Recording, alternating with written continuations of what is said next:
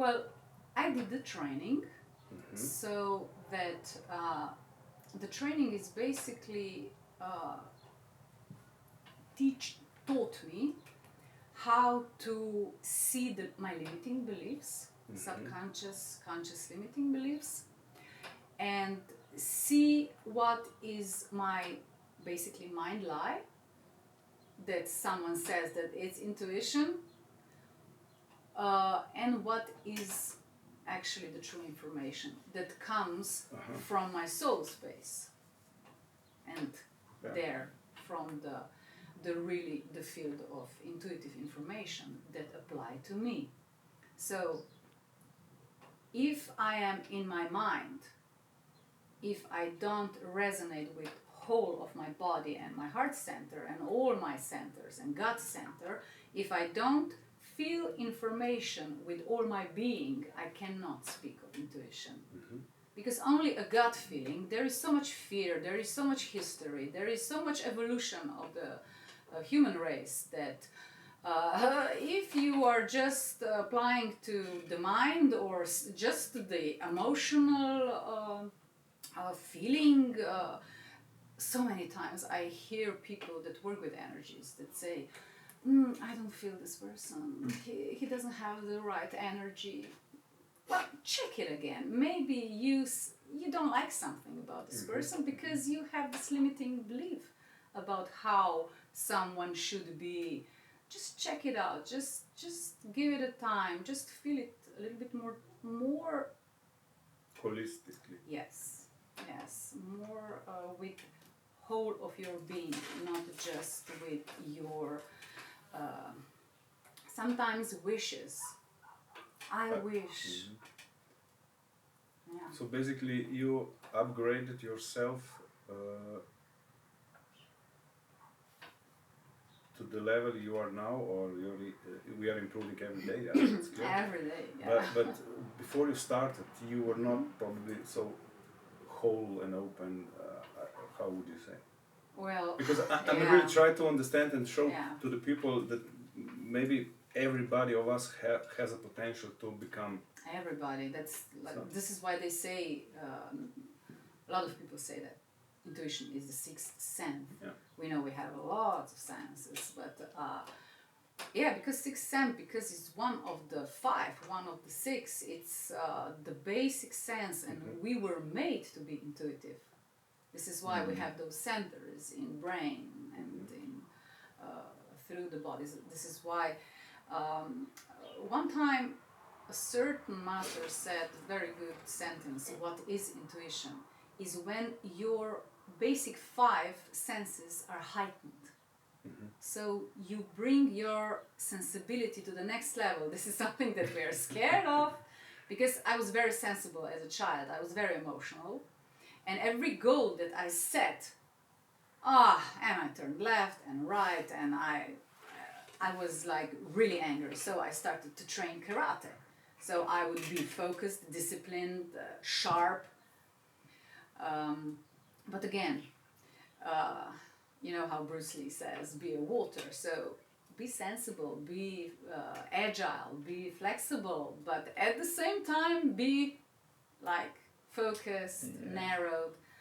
And this is where I then, through the martial arts, I basically found the opposite. And today I'm running like this Zoom meetings with everyone who wants to come.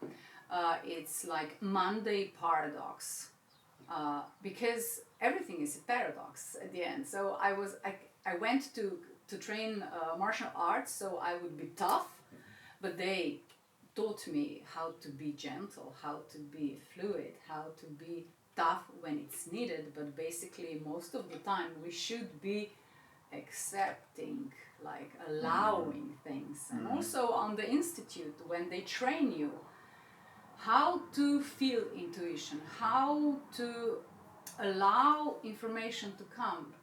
Yes, you have to be in the state of allowing, and this is scary for most of people. And this is why when I work with people, I just bring in the safe space in which they really feel relaxed and then you don't need identity. So when you don't need identity, oh my God, you become real. You become real you, and then you see, oh my God, I'm beautiful. I'm freaking beautiful. I'm not like this idiot, or because mind is negative. Mind is almost always analyzing, always combining information, always comparing to others. And when we are in the mind, we are really negative. This is why they talk about. And when you have past, I don't know, failures or whatever, and you go again to do that, then you're like, oh, it's gonna be the same. Because like I'm right on that path again in my business now, so I'm like really struggling right now, like the last 3 weeks for the new business venture we're doing it. So I'm like in my past, like, oh fuck, you tried so many fucking times. Now it's why is now gonna be different? So like I had to, like in the last 3 weeks, had a lot of battles with myself. Like, okay, you know what? You have right people beside. You know, you have like so many experience. Like, so I had to train my mind. Like, shut the fuck up, dude. Just go. Like, just go. But it's like every day it's like, oh, okay, everything's going well, and then like 10 minutes later it's like, no, you're gonna fail again. And like, no, it's gonna be okay, and it's like this, right? Yeah, you feel like you're schizo. Yeah, like it's like literally last 3 weeks is like, no, I shouldn't do that. I'm this, I'm this, exactly. And it's like oh shit, like it's really a problem because the past comes and it's like, but that I think that's the difference between success and failure. You don't allow it, and still, even if you're afraid, you still go, you still do it, right? But you need to learn. You need to learn on your previous mistakes, of course. Yeah, and the mind is always whether in the past or in the future. Yeah. And mindfulness is the basic tool of intuition. So there is no intuition without mindfulness, and there is no intuition without heart and brain coherence. And why I'm showing this right now is because this is our strongest brain. There is more neuron connections here than here, and the HeartMath Institute that we all know, they measure that every decision that you make starts here, and in 5-6 seconds it's here. So I always say brain is like motherboard. You know, the lights are just showing the results, but everything comes from here and then it goes. This is why some good business decisions, every good businessman is intuitive, whether he knows it or not. But it's good to know and to master it more. It's not just for the business, for the decisions, but it's very good to enjoy intuition. My biggest mistakes, I don't know if it's the right word in business, in my past, were when I didn't listen to my intuition. Because of all the different reasons for that. My ego, or like, oh no, it's gonna work it out, whatever reason was.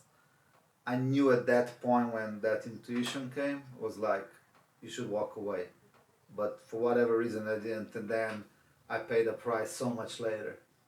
But at that moment, when the red light came here and like, go away from this, like, it's like, and like, but I had some experience in past months where my intuition just went, just remove yourself from this group of people, like just get out, like just like I literally became sick, like I almost vomited, and I was like, yeah, that's it, and I just walked away from it. So it's like, okay, you know, I learned something.